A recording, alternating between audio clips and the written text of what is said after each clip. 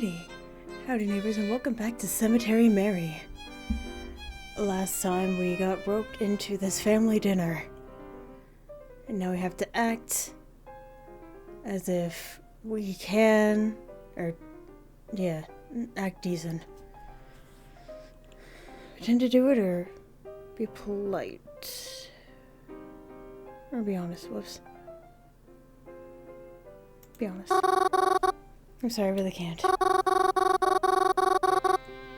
There's certain conditions they need met, and this really isn't the place I could do it. Sure. First one was that blue-haired girl. Now this red-haired chick. Jeez, Twy. You sure seem to attract a lot of useless people, don't you?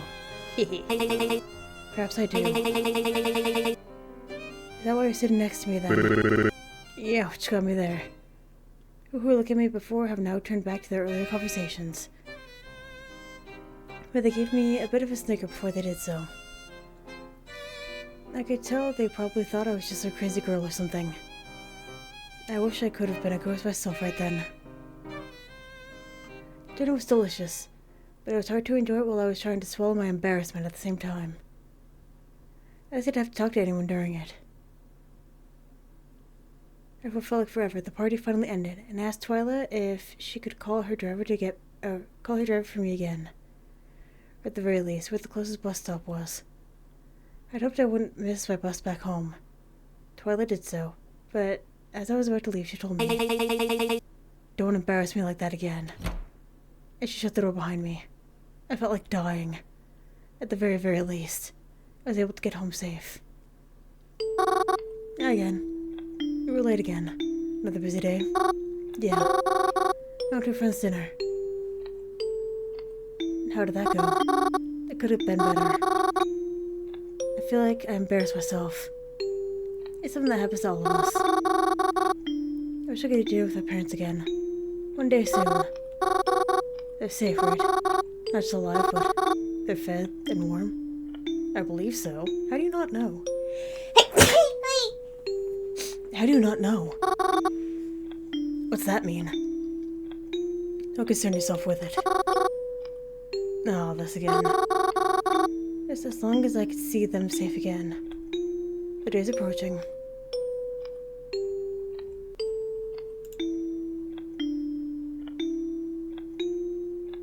Where am I? There we go. You'll see him. You will. Good night, Mary. Been a few days since then. I think Twyla's been doing well in the investigation. At the very least, when I message her about it, she tells me it's fine. This Twyla hasn't really been the one initiating our conversations. I've been trying to. But it's usually a few short messages, and the conversations don't really go further than that. I'm sure she's just busy, though. And I know that if she needs me, she'll call me. So I just wait until she needs me. But I've talked enough about that already. And I stayed by myself, actually. Sometimes it's nice to just return to the cemetery for a normal day after so much chaos. I made sure I put at least one flower on every grave today. I haven't talked to any of them. I've considered doing it, but like others tell me, it's probably not a good idea to fall asleep in public places. Especially if there is a killer on the loose. So I decided I wouldn't do that today. That's not what happened, though. Truthfully, I didn't mean to fall asleep. I didn't. But when I sat back against the mausoleum we have, after being outside on my feet all day, well, I was just so tired. I didn't even realize I fell asleep. So I woke up to the sound of rain. I was surprised to not have had any strange dreams this time, but this was a big problem. Only the roof trim of the mausoleum was keeping me safe from the rain, and it was pouring. Or worse even still, it was night. The only light I could see was for the street lamps on the outside of the cemetery. Oh dear. Could I have slept so long? Well, I couldn't stay hiding under here all night. Took a big breath right across the cemetery to the street. Luckily the gate wasn't locked. Again, I was surprised, but thankful. It meant I wouldn't have to find some other way out. As I was on the sidewalk, I noticed the streetlights were the only lights on. Everything else seemed closed. How late was it? didn't want to pull my phone out in the rain to check, but by any means, I most definitely missed the last bus home. I wasn't sure what I was going to do, but I had to find shelter first. I went through the rain trying to find anything that was open. It was long before I felt my shoes filling with water. I'd get cold out here too long, and the rain showed no signs of letting up. But I knew there just had to be something, anything, open. And eventually I made it somewhere. It was the movie theater. Thank goodness. I rushed myself inside and took a seat beside the posters, waiting to dry off and taking my phone out. As I suspected, it was pretty late. And knowing the usual times of the cinema, I could tell it wasn't going to be open much longer. What do I do? Even though I wasn't sure how he could help me right now, I had to at least try calling up Croven.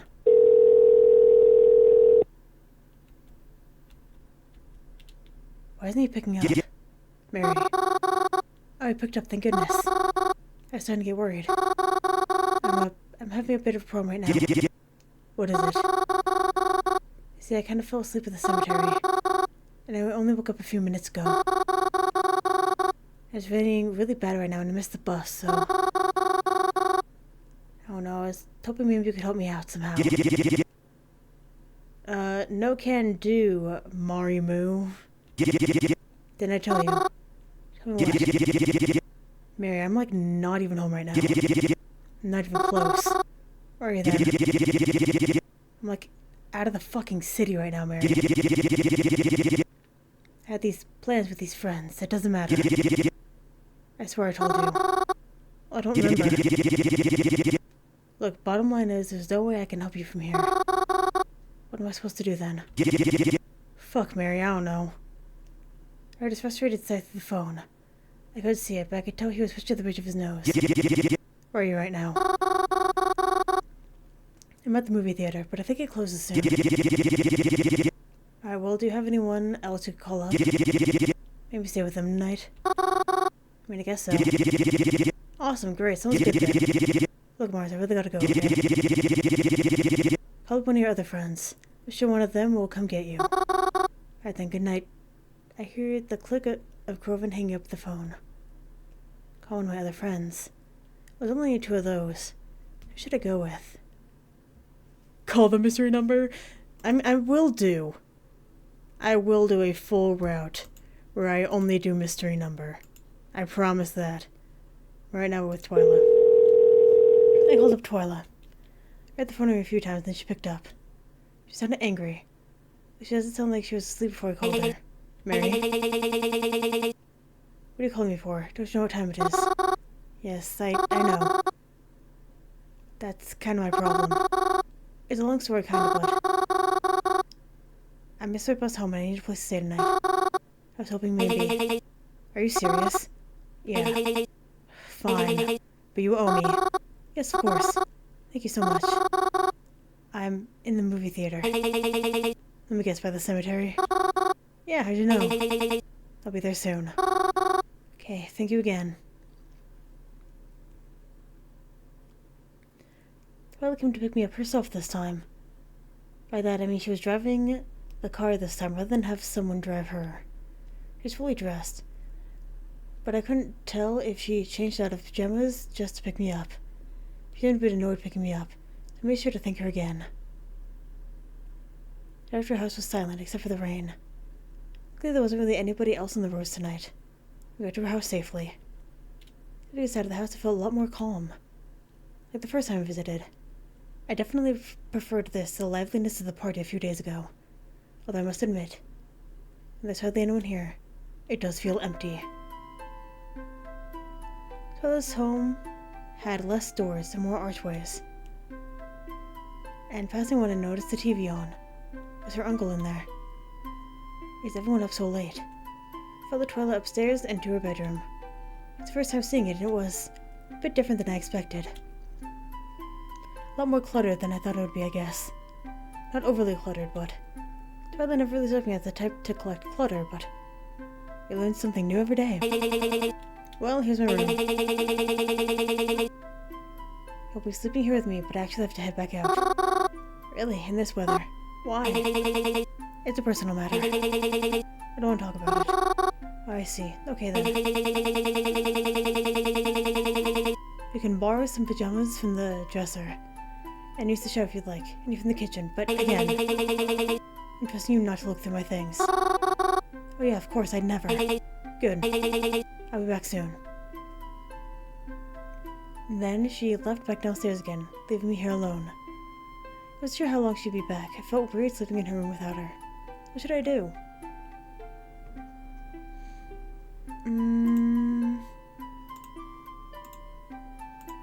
Let's take a shower. Being cold and wet is not good. Maybe I shouldn't just yet. I won't take a shower until I'm ready to get changed. I feel weird walking around Twyla's house in her pajamas. Like a box, I guess? Okay. Twyla said not to snoop through her things. But surely stuff that's out in the open doesn't count. There's a few books splayed out, so I decided to give them a look. And Groove, investigating the town that disappeared overnight. A memoir, wow, by Detective Reynolds Valera.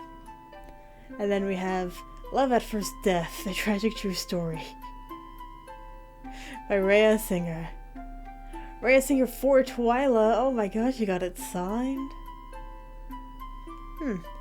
Wasn't the reading material I'm used to seeing Twyla with, or even expected to see in her room at all. That's interesting too. Maybe she's trying to branch out and try new things. I wish I could be more like that. Maybe I'll try to branch out more too. Go to the kitchen? Yay! I decided to go look at her kitchen. She said I was allowed to after all. I headed back downstairs and into the kitchen. It was dark and I wasn't sure where the light switch was. It was twilight and a party prepared all in here. It seemed like a small kitchen compared to the amount of guests that were here for it. Was dinner really made here? Probably best not to question it. If I know anything, is that Twyla works in mysterious ways. Wonder what she had in here, though. I never really seen Twyla eat, aside from the dinner party a few days ago. I guess there's only one way to find out. I opened Twyla's refrigerator, and to my surprise, there wasn't much at all. Even with that giant party they had, there were no leftovers. Or did they eat them all already? Still, there was a lot of empty space. There was a bowl of cherries, some gallons and bottles of water, and a leftover pizza box. I checked the freezer too out of curiosity. There were 2 slabs of meat that I couldn't quite recognize and a tub of vanilla ice cream. Well, if anything, I don't think there's anything I wanted here. I closed the fridge and the freezer and looked at the pantry. But again, there still wasn't a lot. There wasn't much else in here. I thought about heading back upstairs, but I could hear the living room TV playing from the next room. It was playing a familiar voice. I know that game show! I entered the living room and made my way to the other side of the couch, from where Denson had been sitting. I didn't really say hello as I entered, just kind of plopped myself on the other side of the couch from where he was. He already knew I was here. It felt kind of awkward to be saying hello so late into my stay. This is Peril, right? Yeah. I used to watch this game show all the time with my dad. I was never really good at it, but Dad was. I thought he could have won if he got on. That's so. Yeah. Do you think you'd be good at it? Could be. Not confident I'd come out on top, though. Let's say that. I think you could win, probably. I mean, you have such a nice house. Surely have to be a smart and hard worker to afford it. Sorry, was that rude? You have a point, I suppose. But I don't exactly feel working hard equates to knowing the most popular doll line 9 years ago, or knowing how fast a horse is. Yeah, I guess that's true. Small talk pretty much ended there, and we continued to watch the show in silence, only piping up to guess an answer or two. It was strange, but nice too, in its own weird way. Like a childhood sleepover. Usually heard Twyla come back home again. She walked right past us straight upstairs. Heard her open the door to her room, stop, then walk back downstairs. She joined us in the living room. What are you watching? Peril. You like that show. No offense, but I didn't really take that as something someone like you'd be... like someone like you would enjoy. Alright, the next subject is graveyards for 300. Now you should be good at this one. Oh, maybe. A broken, column-shaped headstone is used to represent what? Oh, which is it, Mary? I think that's... I don't know! I don't know. How would I possibly? How would I know?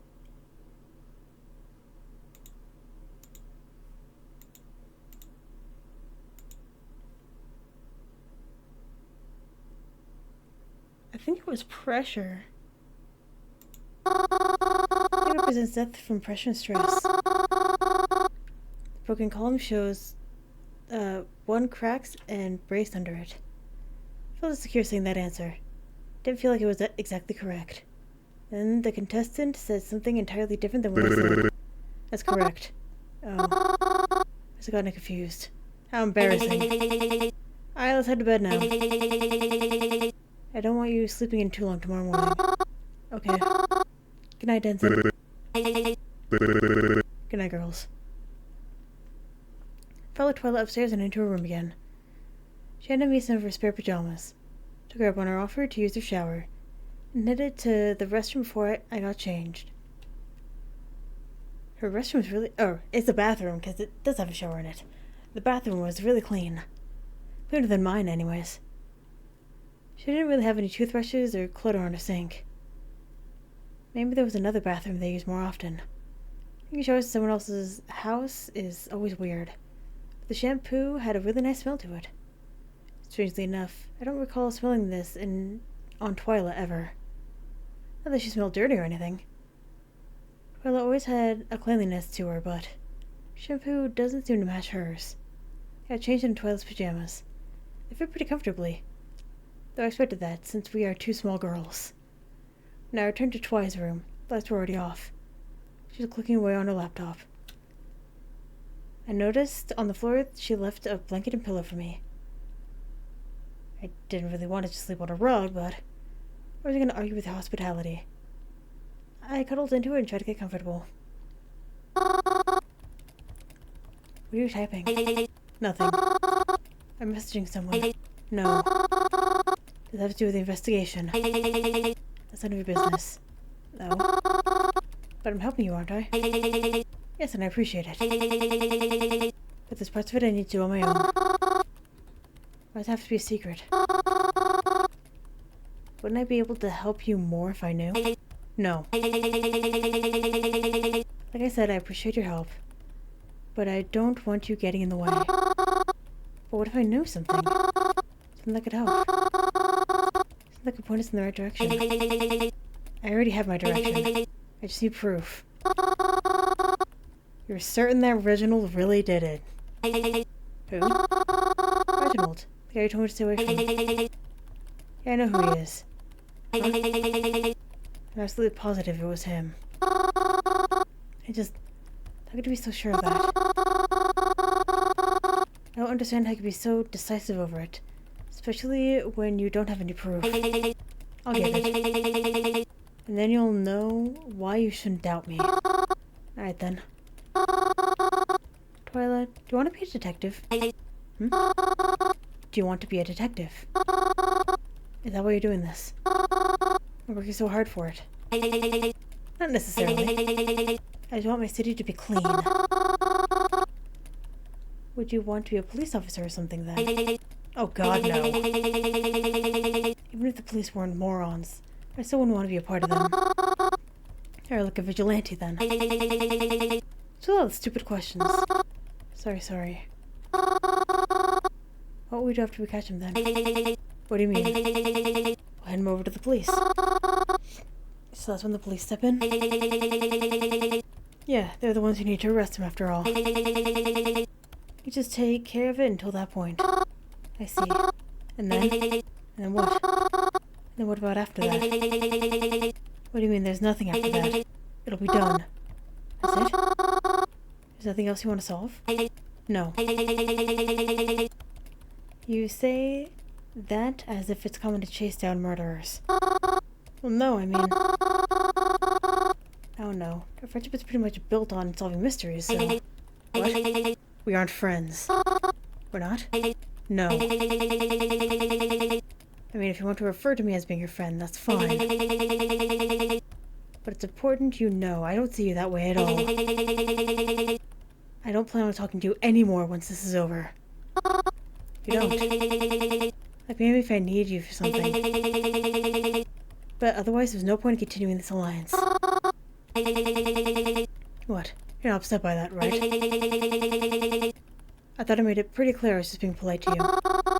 No, I'm just really tired. I think I'll sleep now. Good night. I had a hard time sleeping after that. It didn't help that I was stuck on her floor either. I did eventually get to sleep, but I didn't feel any better about it in the morning. When I woke up, Twyla was awake too. I don't know if she even slept. She seemed to be in the same position she was when I went to sleep. I guess she's something of a night owl. She didn't say anything to me as I grabbed my own clothes and left for the bathroom to change. I took pajamas by the sink and headed back downstairs. I left without even saying good morning or stopping for breakfast. And I decided I'd walk my way to the bus stop or something. Even though Twyla doesn't think of me as a friend, I'd like to still think of her as one. I'd like to, but... It's been a few days since I slept over at Twy's. Again, I didn't get many texts from her. But I've been trying not to let it get to me. I think I should have known deep down it was always going to be like this. But I mean, I guess I don't blame her. It's not all that bad, though. I've been keeping busy, so I don't feel lonely. It's nearing evening now, and I'm getting ready to make dinner. Well, I was until I got a text from Twy. Mary, how soon can you meet me? We're gonna catch the butcher today. Today? Like right now today? If that was true, then I couldn't keep her waiting. I told Twyla I'd meet her at the cemetery as I rushed out of the house. The rest of the city can't come quickly enough. Luckily, I was able to meet up with Twyla within the hour. I had been waiting on the sidewalk outside the cemetery when she pulled up in a car next to me. Surprisingly, she was one driving this time, instead of having someone else drive it for her. I jumped into the passenger side without even questioning anything until I got inside. Where are we going, actually? She didn't answer me. She seemed very intent on driving. I think if her hands gripped the wheel any harder, it would snap. The setting sun welcomed us as we finally pulled up to Reginald's apartment building. Twyla. She worked the car, got out, and then yanked me out as well. The grip she had used on the steering wheel was now tied around my wrist, as she hurriedly stomped us up to the door. I nearly tripped over my own 2 feet, but I was able to catch her rhythm. Twyla! Called out, but she didn't seem to be listening. Twyla, Twy! What is this about? What did you do? Without turning to face me, she said,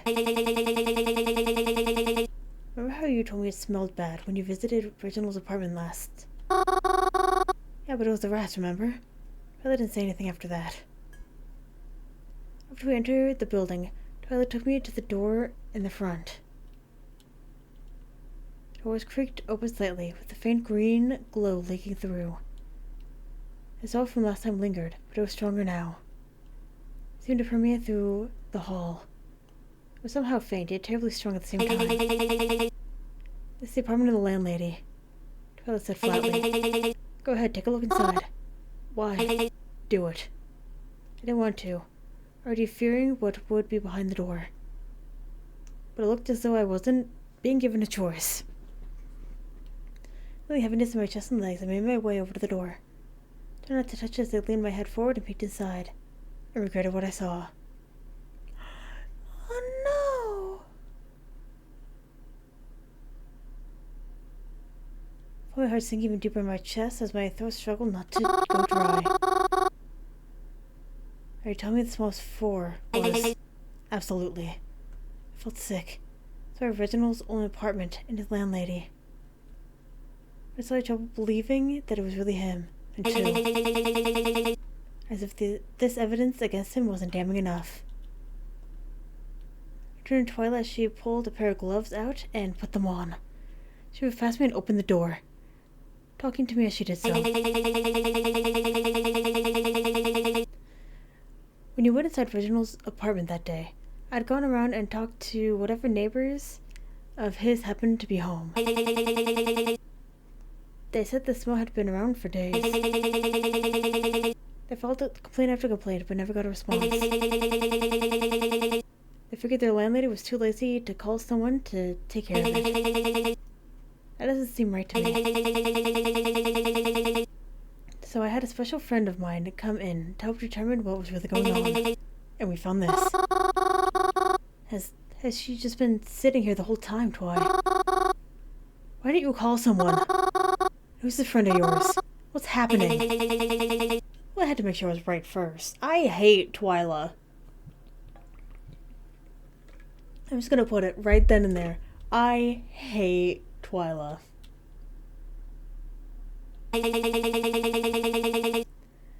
They helped me determine the cause of death was due to food tampering. The trace is the same antifreeze-like substance from before. If that wasn't enough, I bent over and picked something up off the ground. What do you think this is? I have to say, I'm surprised.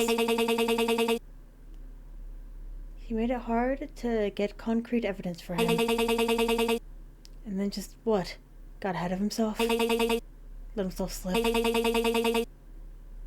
I suppose I shouldn't be complaining. You're walking into a crime scene. Does she not realize what she's doing? She's currently tampering with evidence. Do not do this. Do not be dumb. Do not be Twyla. This is not what you need to be doing. This is stupid. Makes my life easier. I don't think it does. I just find it curious, that's all. I couldn't believe it. All the evidence was right in front of me. But still, Reginald has always been so nice. Could he really have... I was alone with this man at times. He found me sleeping in the cemetery by myself once. But he never hurt me. Even given the opportunity to, he... could have really all this time. He had swelled with thoughts and emotions as Twyla exited through the door to meet me in the hallway once again. Okay. We have very strong evidence against him. Now what? Do we finally go to someone else about it now? She'll open her mouth to talk to me, but I watched as her gaze moved past me and behind me. Her mouth hung open for a few seconds longer as her eyes reacted, and I already knew what that meant. I turned around to be greeted by none other than Reginald himself. He was carrying grocery bags in his arms and wore a smile on his face as if nothing was wrong. Something was definitely wrong. Hello, girls. Didn't expect to see you here this late. Or rather at all, for that matter. How do you do?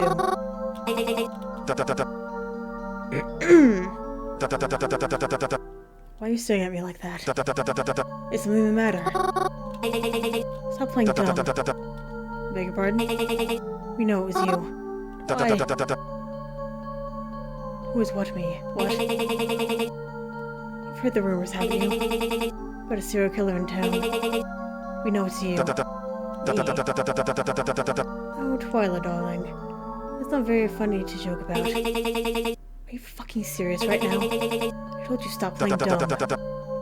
Why do you tell me, Twyla? If I really was the killer, what would stop me from killing you right now, then? This.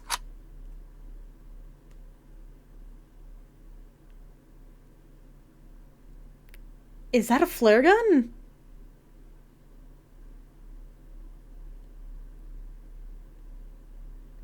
What the hell is going on in this route? Reginald and I both took a step back in shock as Twyla pulled out a gun she had been concealing. What's going on here? She was carrying that. Let me explain to you what's gonna go down. We're not gonna call the police.